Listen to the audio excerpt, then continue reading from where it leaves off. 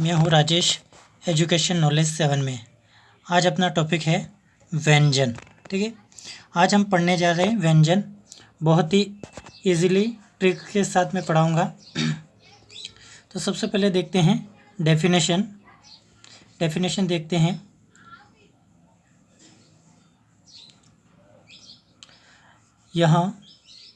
यहाँ वर्ण उच्चारण में स्वरों की सहायता से बोले जाते हैं। व्यंजन क्या होते हैं? यह वर्ण उच्चारण में स्वरों की सहायता से बोले जाते हैं। यहाँ क्या होते हैं? अधूरे होते हैं। क्या होते हैं? अधूरे होते हैं। उसके बाद यहाँ वर्ग टोटल वर्ग कितने होते हैं? 5 होते हैं। और व्यंजन होते हैं अपने 33।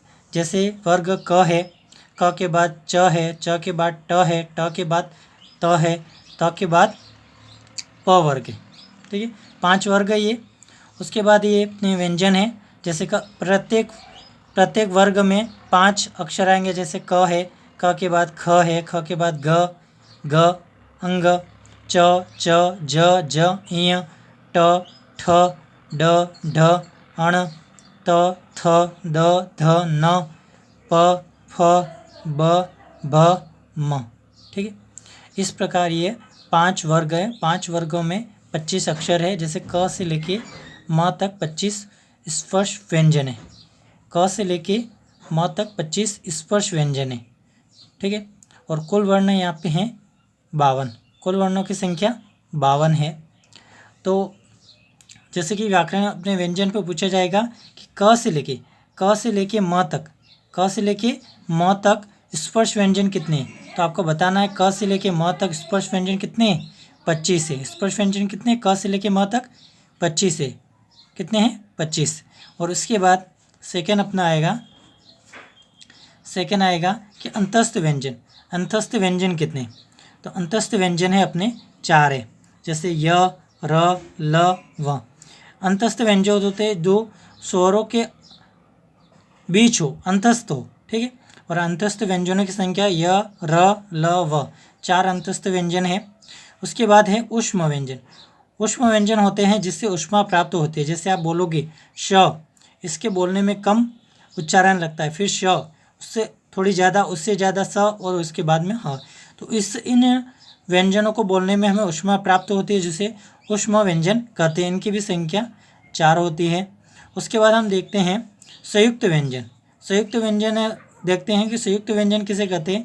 संयुक्त का मतलब होता है किसी न किसी वो वर्ण के द्वारा मिलके स्वर से जुड़कर वह बने होते हैं, या व्यंजन के द्वारा मिलकर बने होते हैं। तो किसी के द्वारा मिलके बने हुए वर्ण को हम संयुक्त व्यंजन कहते हैं, संयुक्त कहते हैं। जिसे व्यंजन भी बनेंगे, व्यंजन बन रहे तो व्यंजन कहेंगे। जैसे अक्ष, त्र, ज्ञ, श। देखो ये श है, उसको मिश्रित में भी शामिल किया गया है अलग से। लेकिन अगर ऐसा पूछा जाए तो संयुक्त व्यंजन कितने हैं, तो अपने को 4 ही जवाब देना है। और ऊष्म व्यंजन कितने हैं, तो 4 ही जवाब देना है। और अंतस्थ व्यंजन कितने हैं, तो 4 ही जवाब देना है। लेकिन आपको यूँ पूछ ले कि प्रत्येक वर्ग में कितने अक्षर है, तो आप वहाँ 4 नहीं 5 आएंगे। क्यों? देख लो आप गिनो। क, ख, ग, अंग, च, ज, इ, ट, ठ, ढ, अण, त, थ, द, ध, न, प, फ, ब, भ, म। देखो आप प्रत्येक ये वर्ग हैं अपने, लिखा है ना ऊपर 5 वर्ग है। 5 वर्ग में अपने इसका सूत्र है क, च, ट, तप। क्या सूत्र है? ये सूत्र है क, च, ट, तप। ये पाँच वर्ग है और ये छोटा सा सूत्र है। और हिंदी भाषा में व्यंजनों की संख्या कितनी है? 33 है। कितनी है?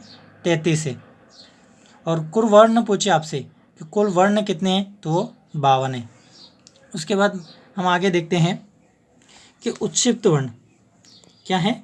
उत्क्षिप्त व्यंजन कितने हैं, तो उत्क्षिप्त व्यंजन है 2 हैं। उत्क्षिप्त का मतलब होता है फेंके हुए वर्ण। जैसे अपना ड, ढ है, इनके नीचे वो ड, ढ नहीं है, उनके नीचे बिंदी नहीं है, इनके नीचे बिंदी है।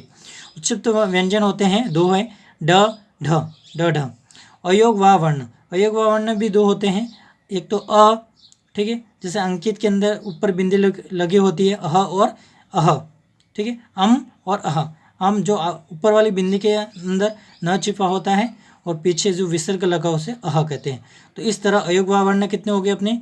2 हो गए। उत्क्षिप्त व्यंजन कितने हो गए? 2 हो गए। और जो अपने संयुक्त व्यंजन है, सबसे इम्पोर्टेंट।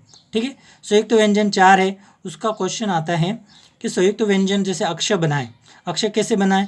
क आधा, श आधा षटकोण वाला, उसके बाद अ, उसके बाद त्र है, त्र में तो उच्चारण से ही पता चल रहा है त और र है। ठीक है, उसके बाद ज्ञ है, जैसे ज और इ और अ से बना है ज्ञ। और मिश्रित मैंने बोला था ये श वाला श को, वो मिश्रित है, ये शंकर वाला श आधा और र और अ से बना है। ठीक है, अगर हम देखें हैं तो अलग अलग डिवाइडेशन है। जैसे आप इसमें हम देखते हैं उच्च व्यंजन में कि वर्ण उच्चारण में स्वरों की सहायता से बोले जाते हैं। और इस बात का हम गौर करें कि वर्ण उच्चारण में स्वरों की सहायता से बोले जाते हैं। जैसे आप बोलो बोलो क, तो क में उच्चारण अ का आएगा। ख बोलो ख, तो ख में भी अ का उच्चारण है। ग का भी अ में उच्चारण। जैसे च देख लो, च, तो च में भी अ का उच्चारण है। तो हम देखें कि कोई भी व्यंजन है, वो व्यंजन कैसे होते हैं? अधूरे होते हैं। कैसे होते हैं? अधूरे होते हैं। मैंने इसलिए यहाँ पे लिखा है अधूरे होते हैं, क्योंकि तब हमें पता चला कि हाँ, अगर आपको पूछे स्वर कैसे होते हैं, तो स्वर स्वतंत्र होते हैं, वह पूरे होते हैं। लेकिन व्यंजन कैसे होते हैं? अधूरे होते हैं। उसमें बोलना है, उच्चारण करने में हमें स्वरों की सहायता लेनी पड़ती है। लिखा है ना, यह वर्ण उच्चारण में स्वरों की सहायता से ही बोले जाते हैं। जैसे आप बोलो, जैसे आप यहाँ पे त बोलो त, ठीक है, त बोलो तो तो बोल रहे, लेकिन त में उच्चारण क्या आएगा? अ का आएगा। थ बोलो, थ बोलो तो थ में क्या आएगा? उच्चारण क्या आएगा? थ, तो थ में अ आ रहा है। द बोलो, द में भी अ आ रहा है। लेकिन कितने भी व्यंजन हैं, सभी व्यंजनों में उच्चारण के लिए हमें स्वरों की सहायता लेनी पड़ेगी। इसलिए हम कहा गया कि यह वर्ण उच्चारण में स्वरों की सहायता से बोले जाते हैं और यहाँ अधूरे होते हैं। इनकी ये डेफिनेशन होगी, इनकी ये व्यंजन की। अगर आपको वर्ग पूछे तो वर्ग 5 ही है, जिसको हम बोलते हैं क च ट तप। क्या सूत्र बनाए हमने? 5 वर्ग होते हैं, क च ट तप। और प्रत्येक क वर्ग में 5 अक्षर होते हैं। च वर्ग में देख लो, आप गिन लो, क ख ग घ अंग, च च ज ज इ, ट ठ ढ ढ, अण, त थ द ध न, प फ ब भ म। ये जितने भी हैं, प्रत्येक वर्ग में कितने अक्षर होते हैं? 5 होते हैं। तो टोटल आप गिन लो, 5 वर्ग हैं। ये क च ट तप, तो 5 वर्ग है। अगर 5 × 5 करें तो ये 25, क से लेके म तक कितने हो जाएंगे? स्पर्श व्यंजन अपने इस तरह 25 हो गए। अगर कुल वर्ण पूछे व्याकरण में, कुल वर्ण कितने, तो अपने को बताना है 52 है। और व्यंजन पूछे, व्यंजन पूछे आपसे, तो व्यंजन आपको बताना है 33 है।